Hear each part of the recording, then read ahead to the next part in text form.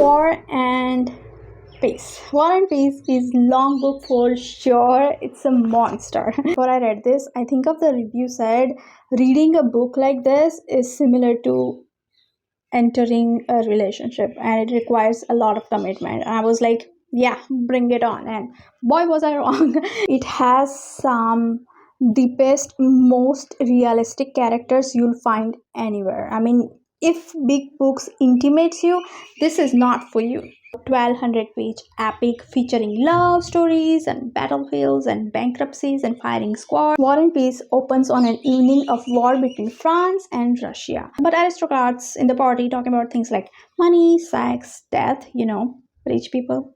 But actually, this first scene is indicative of the way this book bounces between political and personal scenes. It wanders a lot back and forth, but get this, there is no main characters in this book, in War and Peace. Instead, you'll find this, vast interlocking web of relationship. Will this helpless and illegitimate son of Count marry a beautiful but conniving princess? Will this only friend survive the battlefield of Austria? Things like that. Then there is Napoleon appears several times. Even one of the Tolstoy's ancestor plays background part.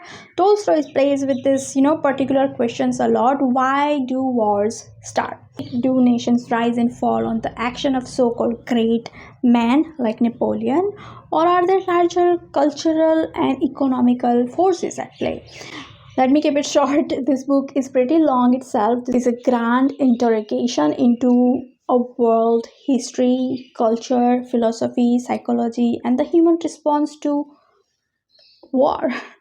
I obviously cannot give you the entire story, but you have basics. I plan on making more videos on this book particular, but this is my mini review, so go and read it and we'll discuss it again somehow, someday.